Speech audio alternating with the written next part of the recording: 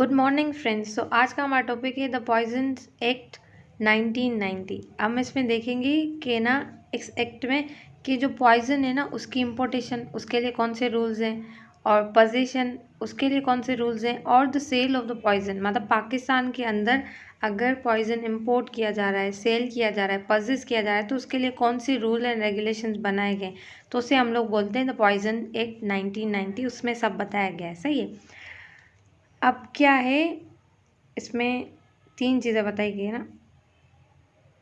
यहाँ पे एक word an act to consolidate मतलब कंबाइन करना, और अमेंड मतलब बेस्ट लॉज बनाना for the regulation of importation, possession and the sale of the poison. अब यही के रूल्स बना रहे हैं रेगुलेट करने के लिए पॉइजन सेल वगैरह।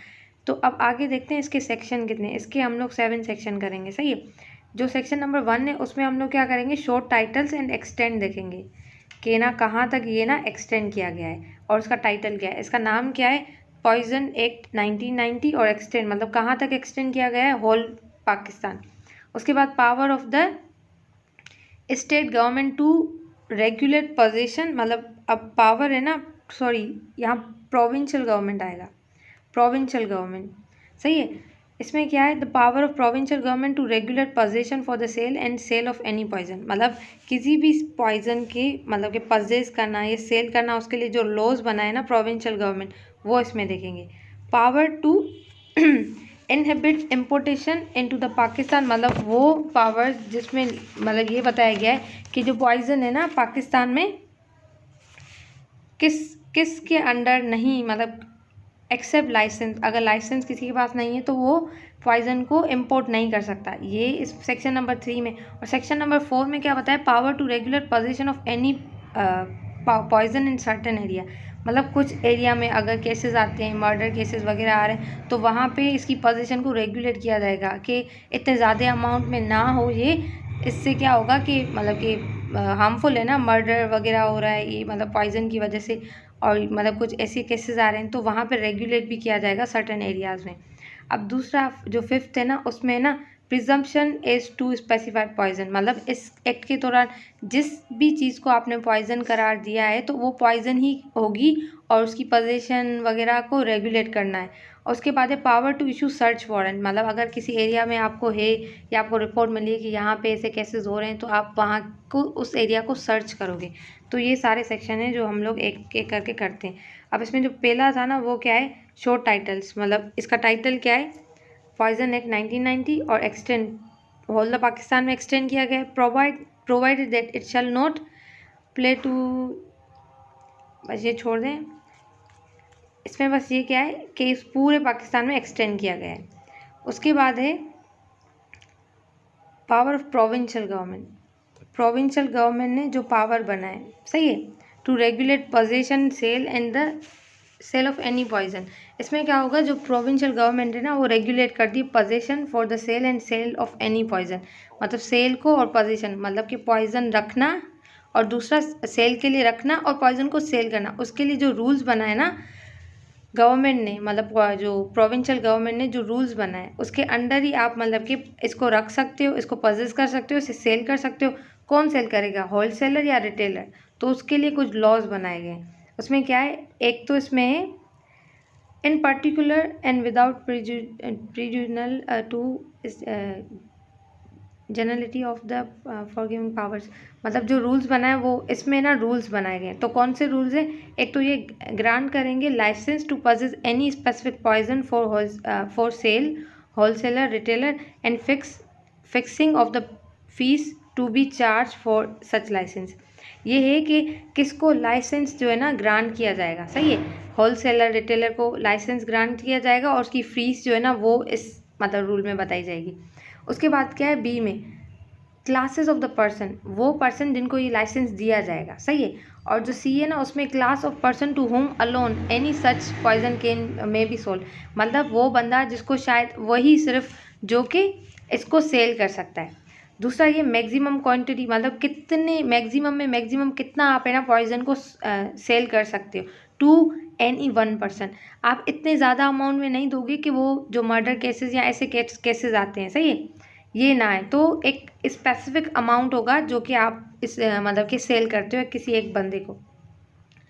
मेंटेनेंस जो वेंडर्स होते हैं ना, जो कि मतलब कि पॉइजन को सेल कर रहे हैं, या कोई कंपनी या कोई बंदा जो पॉइजन को सेल कर रहा है, सही, वो रजिस्टर्स मेंटेन रखेगा फॉर द सेल। मतलब कितना आया, कितना मैंने दिया, मतलब सब चीज़ें वो रजिस्टर में मतलब कि एंटर करेगा। और क्या करेंगे, इस इंस्पेक्शन ऑफ द सेम, मतलब उसको फिर इंस्पेक्ट भी किया जाएगा। एफ में क्या होगा, safe custody of such poison, मतलब उसकी कस्टडी जो है ना वो सेव करेंगे, मतलब जो लेबलिंग है उसको सही करेंगे, पैकेजिंग और cover in which any poison is sold, उस सारी चीज़ को हम लोग सही से देखेंगे।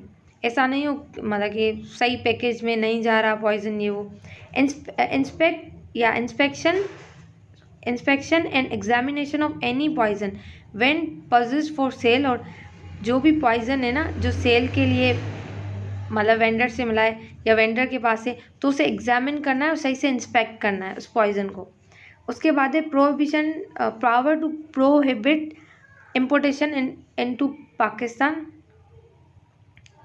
अब क्या है प्रोहिबिशन, मतलब अगर क्या है, अगर आपको पॉइजन है ना, मतलब पावर टू प्रोहिबिट इम्पोर्टेशन, मतलब वो सिर्फ इम्पोर्ट कर सकते हैं जिनके पास लाइसेंस है, जो फेडरल गवर्नमेंट है या सेंट्रल गवर्नमेंट है। जिसे मतलब हम लोग फेडरल गवर्नमेंट कहते हैं ना, वो ऑफिशियल गैजेट में डाल देगी कि इस लाइसेंस के अलावा जो भी बंदा है ना वो पाकिस्तान में इसको इम्पोर्ट नहीं कर सकता। इम्पोर्ट नहीं कर सकता किसको, पॉइजन्स को। Power to prohibit importation into Pakistan of any poison except under, मतलब लाइसेंस के ले सकते हैं। द सेंट्रल गवर्नमेंट में by notification in official gazette prohibit except under and in accordance with the condition of a licence the importation into the Pakistan of any specified poison and may by rules regulate the grant of the, मतलब licence को grant किया उसको regulate करेगी, और licence के according की आपको जो है ना इम्पोर्टेशन करनी है मतलब वो पॉइजन की इनटू पाकिस्तान। आप इससे ज़्यादा इससे कम नहीं कर सकते हो, जिससे लाइसेंस मिला है वही करेगा, और लाइसेंस में जो रूल्स लिखे ना उनको फॉलो करते हुए ही आप इम्पोर्टेशन कर सकते हो पॉइजन की। उसके बाद है power to regulate possession of any poison in a certain area, मतलब कुछ एरिया में जो इसकी पोजीशन है ना उसको रेगुलेट करना है। जो प्रोविंशियल गवर्नमेंट है बाय रूल्स रेगुलेट करेगी possession of any specified poison in a local area, उस एरिया में जहाँ पे एडमिनिस्टर किया गया है या पे कोई मिसचीफ हो रहा है मतलब कि पॉइजन की वजह से, तो उसको है ना मतलब फ्रीक्वेंटली उस जगह पे सारी चीज़ें हो रही है, मिसचीफ हो रहे हैं, मर्डर हो रहे हैं पॉइजन की वजह से, तो वहाँ पे ना रेगुलेट करेंगे पोजीशन ऑफ द, मतलब इतने ज़्यादा अमाउंट पे वहाँ पे नहीं रखेंगे, उसमें ज़्यादा उसमें रिस्ट्रिक्शन हो जाएंगी उस एरिया में कि आप यहाँ पॉइजन ना रखें। इट्स डिज़ायरेबल कि यह अच्छा होगा कि वहाँ पॉइजन ना रखा जाए जहाँ पे ऐसे केसेस फ्रीक्वेंटली मिल रहे हैं। उसके बाद है in making any rules under this one the provincial government may direct that any breach shall be punished, मतलब अगर ऐसा कोई मतलब हो रहा है, फॉर एग्जांपल अगर प्रोहिबिशन हो गई है मतलब कि रेगुलेट करना है हमें, फिर भी वहाँ पे ना अगेंस्ट द रूल्स सेल किया जा रहा है, सही है, तो उसे इम्प्रिजन मतलब जेल में डाला जाएगा फॉर 1 ईयर, सही है, या तो जेल में डाला जाएगा 1 ईयर के लिए, या तो उससे 1000 फाइन लिया जाएगा, या तो दोनों चीज़ें होंगी, सही। और जो इसमें इन्वॉल्व है मतलब जिसका नाम है जो इसमें इन्वॉल्व है उसे भी मतलब कि डाला जाएगा, अगर उस ब्रीच में इन्वॉल्व है या उसकी पैकेजिंग में या वेजल्स में या कवरिंग में किसी भी चीज़ में इन्वॉल्व है, तो उससे भी यही सारी चीज़ें मतलब 1 ईयर के लिए उसे जेल में डाला जाएगा, 1000 लिया जाएगा, या तो दोनों चीज़ें उसके साथ होंगी। उसके बाद है presumption as to specified poison, मतलब अगर किसी चीज़ को प्रिज्यूम किया गया है कि ये पॉइजन है, मतलब लॉज बता रहे हैं कि इस चीज़ को पॉइजन किया जाएगा तो उसे पॉइजन ही कहा जाएगा। Any substance specified as a poison in a rule made or notification issue under this act shall be deemed to be poison for a purpose of this act, मतलब इस एक्ट के तहत इसको पॉइजन ही कहा जाएगा। उसके बाद है पेनल्टीज फॉर अनलॉफुल इम्पोर्टेशन, मतलब अगर आपने लॉफुली इम्पोर्टेशन नहीं की, सही है, आपने ना गलत तरीके से उसको इम्पोर्ट किया है, तो उसके लिए आपको कौन सी पेनल्टीज़ वगैरह लगेंगी, सही है। पेनल्टीज फॉर अनलॉफुल, सही है। कमिट अ ब्रीच मतलब अगेंस्ट ऑफ एनी रूल, मतलब कोई भी रूल ब्रेक किया है तो उसके लिए कौन सी पेनल्टीज लगेंगी। इम्पोर्ट विदाउट अ लाइसेंस, मतलब आपके पास लाइसेंस नहीं है और आपने पॉइजन इम्पोर्ट किया है, उसको लगेगी। ब्रेक एनी कंडीशन ऑफ, मतलब लाइसेंस में जो कंडीशन वगैरह बताई गई हैं, सही है, for the importation of the poison, तो वो आपने मतलब कि कंडीशन ना उसको ब्रेक किया है, मतलब उस पर आप नहीं चले उसके अगेंस्ट गए हो, तब भी पनिशमेंट मिलेगी।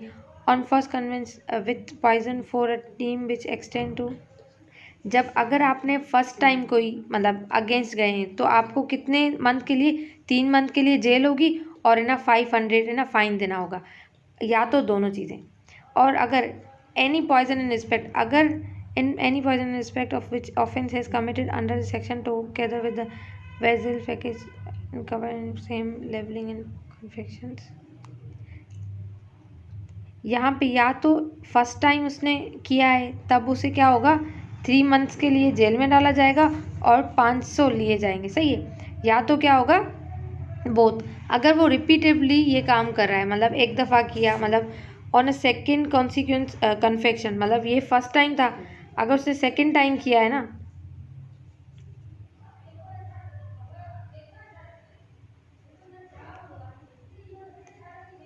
फर्स्ट टाइम कन्वेंशन किया है तो 6 मंथ 3 मंथ्स के लिए और 500 रुपीज़। अगर सेकेंड टाइम किया है और रिपीटेडली किए जा रहा है तो उसको कितना फ़ाइन लगेगा, उसको लगेगा मतलब कि फ़ाइन 6 मंथ के लिए जेल में जाएगा और 1000 फाइन देगा, सही है, या तो बोथ। उसके बाद ये है, मतलब ये यहाँ पे पॉइंट इंक्लूड होगा, अगर सेकेंड टाइम उसने कन्वेक्शन किया और या तो वो रिपीटेडली कर रहा है तो उसे फ़ाइन कितना लगेगा, उसे फ़ाइन लगेगा था 1000 और उसे प्रिज्म में डाला जाएगा कितने दिन के लिए, 6 मंथ के लिए, अगर वो सेकेंड टाइम उसने किया है या रिपीटेडली कर रहा है। उसके बाद है सेकेंड इसका sub section, any poison in respect of any offence, मतलब कोई भी ऑफेंस किया है वेजल्स में, पैकेजिंग में या कवरिंग में, कोई भी चीज़ मतलब कि हुई है तो उसके लिए उसको पनिश किया जाएगा।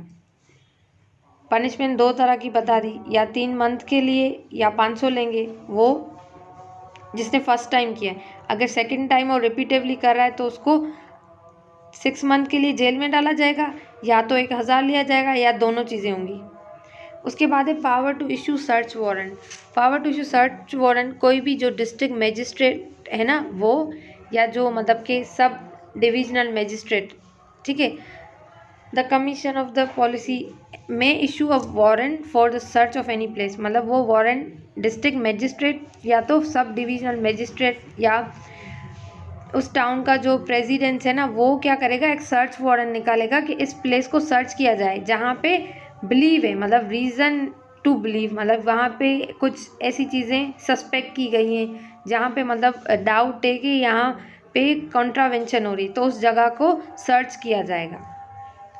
और sold contravent or spring poison is possessed and sold in a contravention of this act or any rule standard that any poison level to, मतलब या कोई रूल ब्रेक किया गया है और या तो कॉन्ट्रावेंट किया गया, तो उस एरिया पे अगर आपको डाउट हो तो वो एरिया क्या होगा, सर्च किया जाएगा।